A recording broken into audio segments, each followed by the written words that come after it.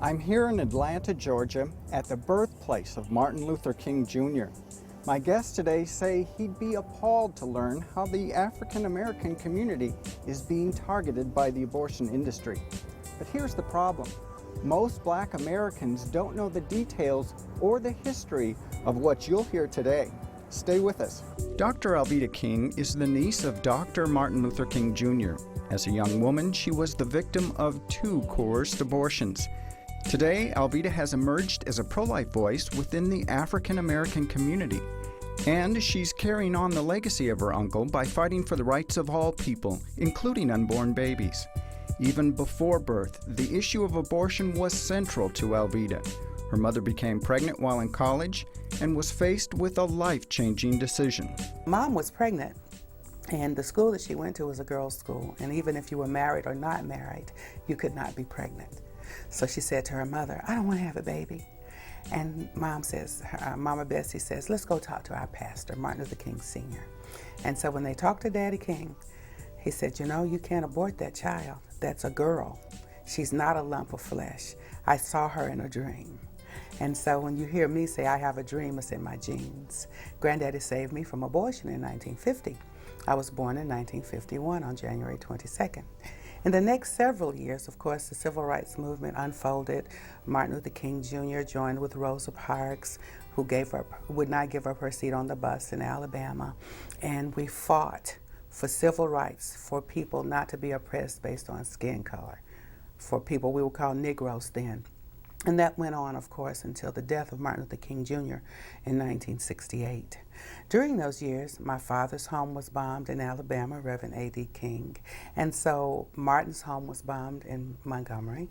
And Daddy went to jail, Martin went to jail, I went to jail during the movement. And so as we were marching for the freedom of people based upon skin color, the underlying current was there for the little babies in the womb. Numerous tragedies have affected the King family, but instead of giving in to hate because of them, Alveda directs all her energies toward promoting a message of truth and love in the pro-life movement. My dear father was killed the year after Martin Luther King Jr. was killed. Of course, my uncle, Dr. Martin Luther King Jr., was shot, and the world knew about that, and it was an absolute outrage, and people were devastated. Dad's death was a little more quiet, but as the brother of the giant, we like to compare Martin and A.D., my dad, to President Kennedy and Bobby Kennedy. And so when President Kennedy was killed, the forces of evil wanted to eradicate the whole Kennedy legacy, and so they killed Bobby Kennedy. And that's what happened with my dad, A.D. He was found in the swimming pool at our home with no water in his lungs, and yet it was called accidental drowning. And the instant response team, the men who pulled him out of the water, said, "There's no water in his lungs. He was dead when he hit the water." And so that is what we had to face. It was definitely a tragedy. My grandmother, Alberta, was shot at Ebenezer Baptist Church a few years later, and she died. But through love and faith, we've never been angry or bitter. One time I tried to get angry, and I remember my daddy saying to me, "No, we have to love our enemies." Another time I remembered I wanted to be angry at my grandfather, Martin Luther King Sr., when my grandmother was killed. No, I have to love the man who shot my wife. He went to visit him and minister to him in jail. And Mama King used to have a sign in her house, and it said, "Love your enemies. It'll drive them crazy." So the love of God that Martin Luther King Jr. taught about was a predominant theme, love and faith in our family. Alveda has become a prominent speaker regarding the issues of eugenics. This is the practice of eliminating the offspring of certain undesirable segments of the population. The issue of Black genocide is clearly tied to a woman named Margaret Sanger. Sanger was a proponent of eugenics and founded the American Birth Control League as a means of furthering her agenda. Sanger's legacy continued when the American Birth Control League later became Planned Parenthood. Tell me a little bit about the history of Margaret Sanger and Planned Parenthood. I was so shocked when I began to find the whole history of Planned Parenthood and how it's connected to genocide and eugenics. When I heard that there was a woman named Margaret Sanger who founded an organization called the Birth Control League that became Planned Parenthood, when I found out that my mother had one of her brochures in 1950 and considered abortion, I began to look at more of what Margaret Sanger was doing. And so the genocide and eugenics movement said that there's a class of people who are better than everyone else. And we kind of need to get rid of any other useless eaters. And the main ones we need to get rid of is the Negroes. She said that they're feeble-minded. Pretty much they called Negroes during her day useless eaters. And so the plan of the eugenics movement, you know what happened with Hitler and all of that. Margaret Sanger is linked to Hitler's regime. It is rumored that she even dated one of Hitler's lieutenants.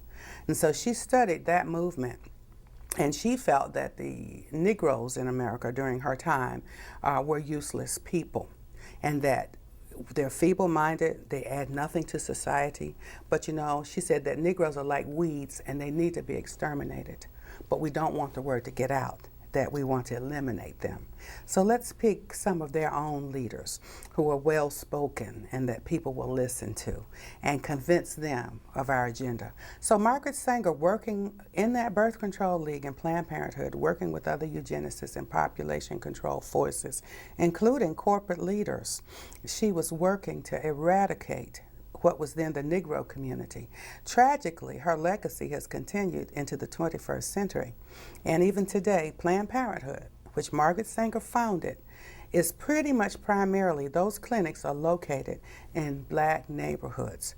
And they're offering what they call free or very low-cost services. But those services include the murder of babies and things that are harmful to women. In a moment, we'll meet a woman whose life was tragically impacted by the practice of eugenics.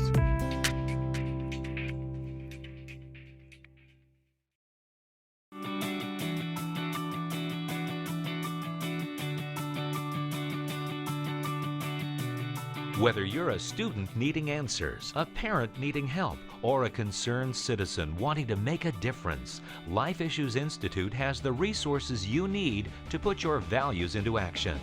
Life Issues Institute is an international educational organization committed to protecting innocent human life. Life Issues Institute knows what it takes. That's why millions throughout the world turn here for help. Life Issues Institute has authored more pro-life publications than any other entity in the world, and its materials are printed in over 30 languages. Radio broadcasts, newsletters, and a website filled to the brim with the answers you're looking for are just a click away. Go to facinglife.tv and click on the link to Life Issues Institute to find out more about how you can change the heart of a nation.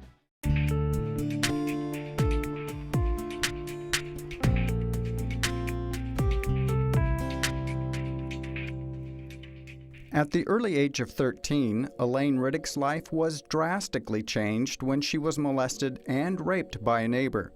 Afraid and ashamed, Elaine told no one. At a young age, Elaine wasn't knowledgeable about pregnancy. She found out she was expecting when she went into labor.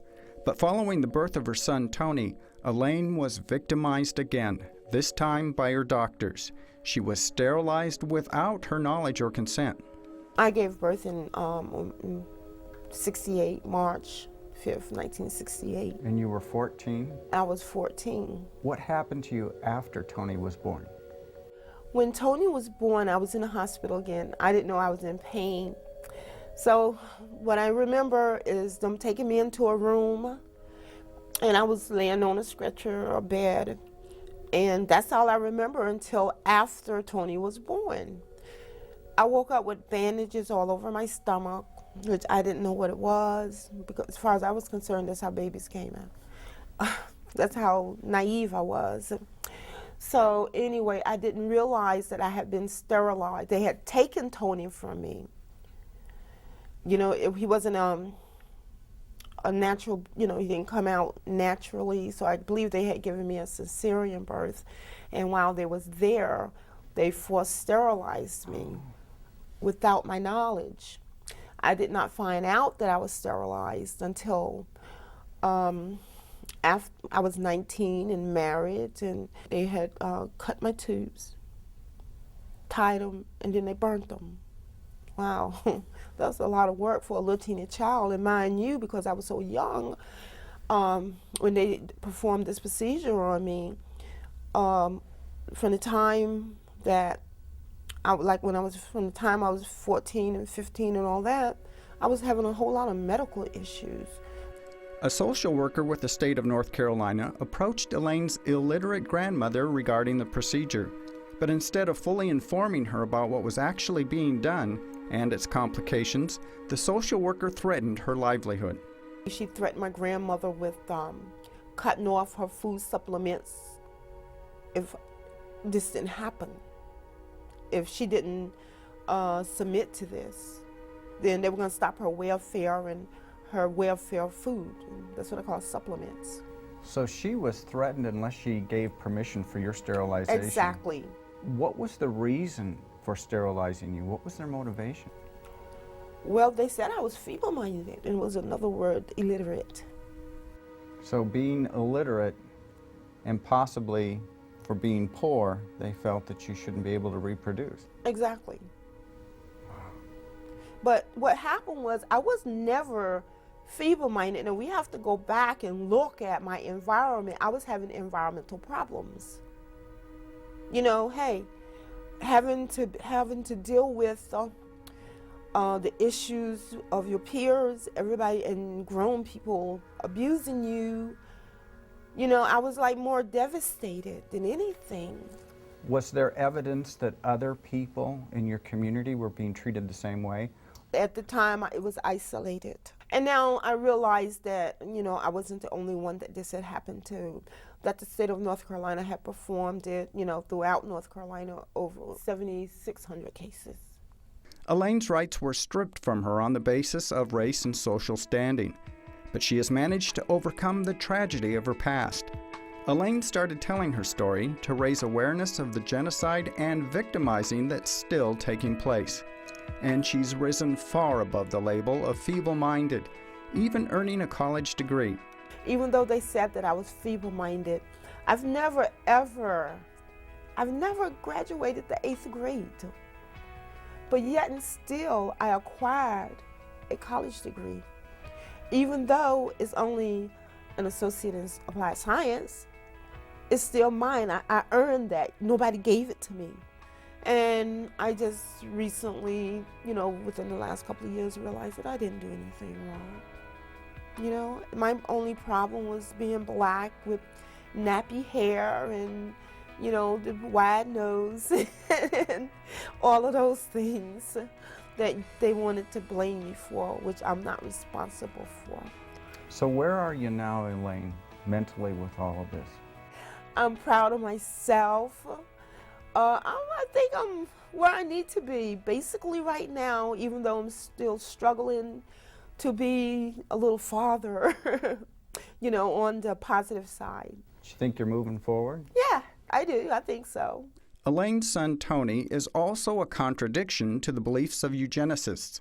According to eugenics and the reason for Elaine's sterilization, Tony should have been feeble-minded and useless. But he's educated, the owner of 2 companies, and has spent time giving back to the community in which he grew up. I think that part of that is shaped my personality, my mindset, my aggression, my determination, just my overall drive. I think it had a lot to do with that. I'm a very dedicated, focused young man. I spend a lot of time now trying to rebuild the very community that my mother was, I'm going to say, partly destroyed. And I went back to that community to try to lift others out who may have been in similar circumstances like my mother. So it motivated me in a way that I am to go back and do everything that I can to make sure that it doesn't happen to anybody else, because just because you come up in a underprivileged environment doesn't mean you have to be an underprivileged person. And I stick to that. That's why every person that I come across, particularly in my community, I try to build them up as much as I can. Coming up, we'll learn how Planned Parenthood is continuing the eugenic legacy of Margaret Sanger.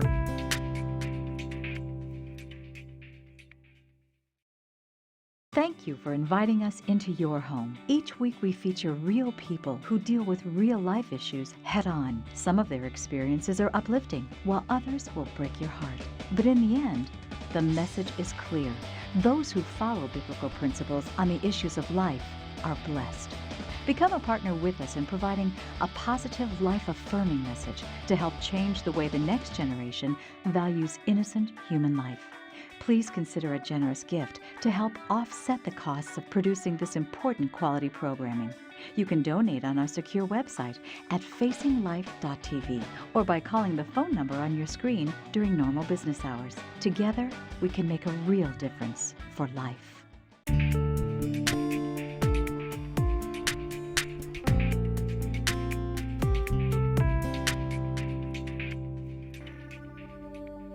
The Civil Rights Movement was an amazing step forward for the African American community.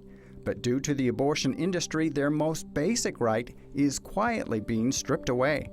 According to statistics from the U.S. Centers for Disease Control, legal abortion has killed more African Americans than AIDS, cancer, diabetes, heart disease, and violent crimes combined. At the same time that blacks were being liberated and allowed to ride on the back of the bus, is it a coincidence that a place was being prepared for us down at Planned Parenthood? They put their clinics in minority neighborhoods, predominantly so. In the state of Georgia, for instance, all 17 abortion clinics are in black neighborhoods. Really? I've been across America, and many of the Planned Parenthood centers are either on Martin Luther King Avenue or Martin Luther King Drive or nearby. So they target the minority communities. They're doing that in the Hispanic communities as well. And then they say, come on in. We're going to offer you free, safe abortion. I say, well, if it's so free and it's so safe, why do you say you start an abortion at $350, $400, but that the price goes up due to complications? If it's so safe, why are there complications? Do you think the average African American understands how they're being targeted by the abortion industry? Until very recently, and when I say very recently, in the last few years, when African American leaders have come together across America and we've started a campaign. We started with a campaign called Defund Planned Parenthood. We work with Students for Life. And in working with Students for Life, or a young lady named Lila Rose, to inform the communities across America about abortion and genocide, we would run into African American communities. And the more that we've done it over the last few years, the eyes are opening, and people in the African American community go, this couldn't be true. There haven't been 14, 15 million black abortions in America since 1973. And when they find out that it's true, they're shocked. And then when they believe it, it becomes, what can we do? And we say, inform, educate, activate your community, tell more people the truth, in love, not in anger. Be angry and sin not, but just tell the truth. You've brought the issue of black genocide through abortion to the attention of the NAACP. What was their reaction to that? Over the years, the NAACP once even said that abortion was wrong. That was, of course, in the 50s and the 60s. And now the NAACP supports the agenda of Planned Parenthood. Now, that is just on the national level. I have marched with leaders of local and state NAACP branches, and many of them are pro-life. In Georgia, for example, every year a resolution is introduced to try to reduce and stop abortion out of the Georgia NAACP, but national shoots it down every time. The NAACP and other entities, including elected members of Congress, elected members of state legislators, and etc., are heavily lobbied by organizations such as NARAL or Planned Parenthood, pro-death entities that have pro-death agendas. They'll take a grant or a donation from abortion providers under the guise of family planning, Planned Parenthood, and as they take that money, they're still promoting that agenda of death. I think that the problem with the abortion industry, eugenics industry, is that these people are very warped in their thinking. For any person to suggest simply that because a person is of a particular color or a particular economic background or economic status, that they don't deserve the chance at children or deserve the chance at a greater life, they're sadly mistaken. Now, they told my mother, she found out later, and based on some of the documents that we've read, that being that they classified my mother feeble-minded, that she would produce feeble-minded offspring. Now, they were wrong for classifying my mother as feeble-minded, and then they obviously wrong for classifying me as feeble-minded. When we return, we'll hear Alveda's thoughts on her uncle's pro-life legacy.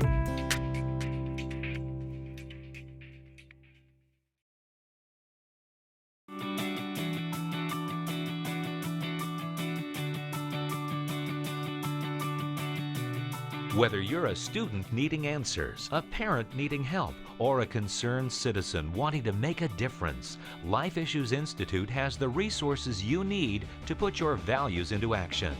Life Issues Institute is an international educational organization committed to protecting innocent human life. Life Issues Institute knows what it takes. That's why millions throughout the world turn here for help. Life Issues Institute has authored more pro-life publications than any other entity in the world, and its materials are printed in over 30 languages. Radio broadcasts, newsletters, and a website filled to the brim with the answers you're looking for are just a click away. Go to facinglife.tv and click on the link to Life Issues Institute to find out more about how you can change the heart of a nation.